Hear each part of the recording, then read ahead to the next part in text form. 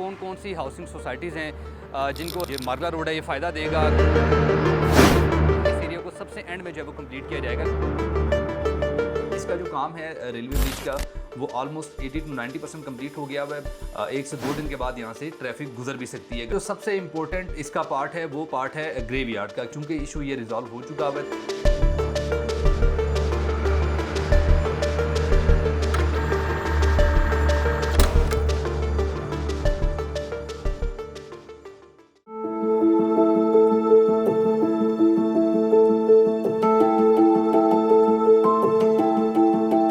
अस्सलाम वालेकुम, 99 मार्केटिंग से मैं हूं सदाम राना और आज हम इस वीडियो में जानने की कोशिश करेंगे मार्गला एवेन्यू या मार्गला एक्सटेंशन रावलपिंडी और इस्लामाबाद की रियल एस्टेट की हिस्ट्री में बहुत बड़ा इसको जो है वो गेम चेंजर कहा जाता है।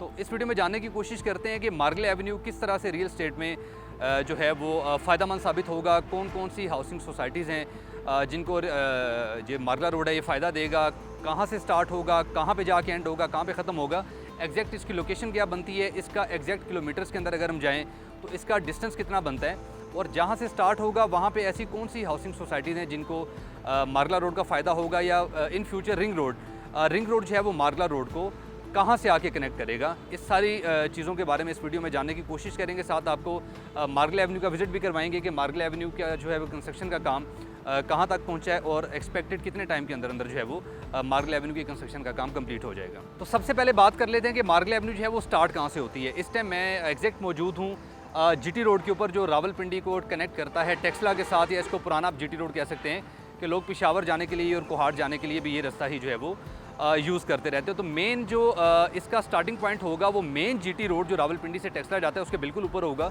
अगर यहाँ पे जो मैं नियर बाई सोसाइटीज़ हैं उनकी बात करूँ तो सबसे नियरेस्ट जो हाउसिंग प्रोजेक्ट है वो CDA sector multi gardens B17 है। यहाँ से हार्डली अगर आप मल्टी के गेट नंबर 1 से ट्रैवल करें टुवर्ड्स पिंडी वाली साइड पे तो तकरीबन 400 से 500 मीटर के डिस्टेंस के ऊपर ये कनेक्टिंग पॉइंट है, जहाँ से जो है वो मार्गला एवेन्यू स्टार्ट होता है और इसने स्टार्ट होकर सीधा जो है वो D12 या 11 को कनेक्ट करना है। अगर मैं रिंग रोड का भी यहाँ पे आपको बताता चलूँ कि सेम इसी पॉइंट के ऊपर जो रिंग रोड है उसी ने आके इन फ्यूचर एंड होना है, और ये वो रिंग रोड का पार्ट है जिसको अटक लूप के नाम से जो है वो गवर्नमेंट ने बाद में ख़त्म कर दिया था। बेसिकली जो रिंग रोड रवास से स्टार्ट होता है उसने फर्स्ट फेज़ में आके कंप्लीट होना है ठलिया इंटरचेंज तक।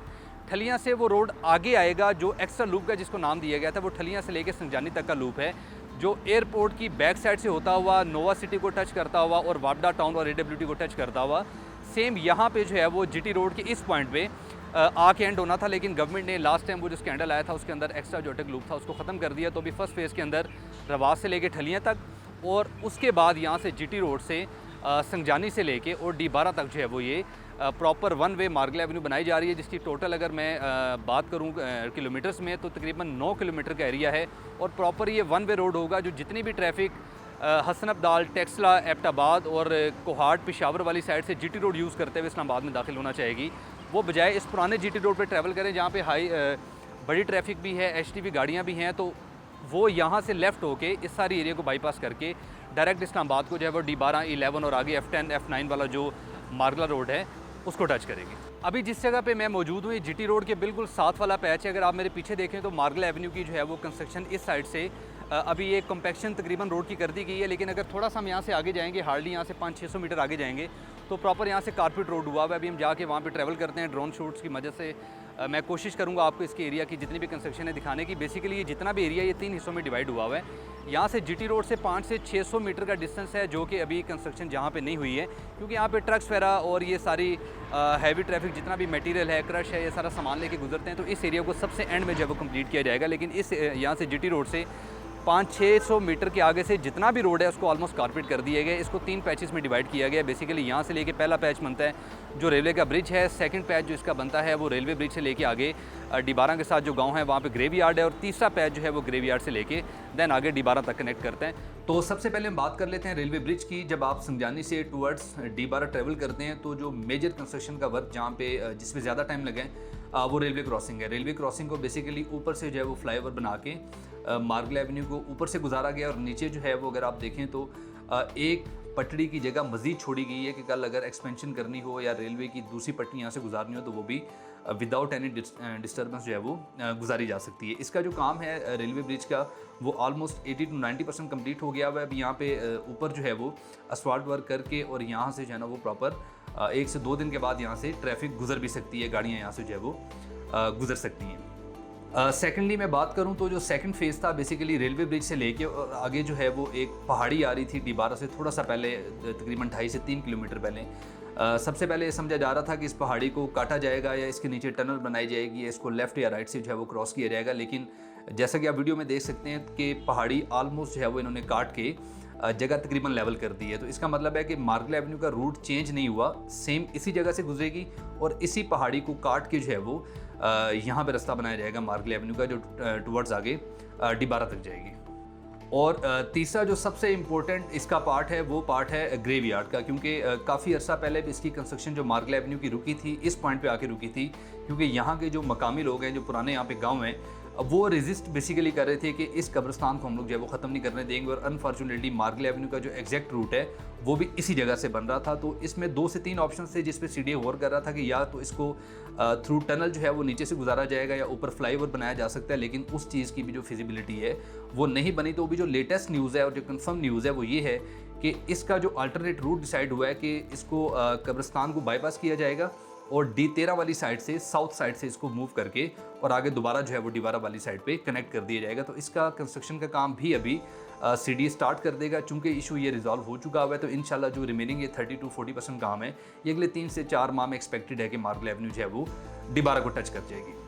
अच्छा, अभी इसमें एक मज़ीद सबसे इंपॉर्टेंट बात, जैसा कि मैंने स्टार्ट में आपके साथ जिक्र किया था कि इसमें बताने की कोशिश करेंगे कि संजानी से लेके डीबारा तक ऐसे कौन से नए सेक्टर्स हैं जो सीडीए ने लॉन्च किए हैं, जहाँ पे लोगों ने इन्वेस्टमेंट्स भी की पिछले कुछ अर्सा में, अभी भी वहाँ पे जो है वो ट्रेड हो रही है, लोग इन्वेस्टमेंट्स कर रहे हैं। वो न्यू आप कह लें कि लॉन्च सेक्टर्स हैं C15 और C16। जब आप संजानी से आप टेक्सला से आ रहे हैं, संजानी से आप लेफ़्ट होते हैं टुवर्ड्स मार्गल एवेन्यू, तो आपकी राइट साइड के ऊपर जो है वो C15 और C16 ये 2 सेक्टर्स हैं जिनकी ट्रेड पिछले काफ़ी अरसे में जो है वो काफ़ी तेज़ हुई है, सिर्फ और सिर्फ इस मार्गल एवेन्यू की वजह से। और जो लेफ़्ट साइड बनती है जब आप दोबारा ट्रेवल कर रहे हैं तो वहाँ पे भी कोई सेक्टर अनाउंस नहीं किया गया।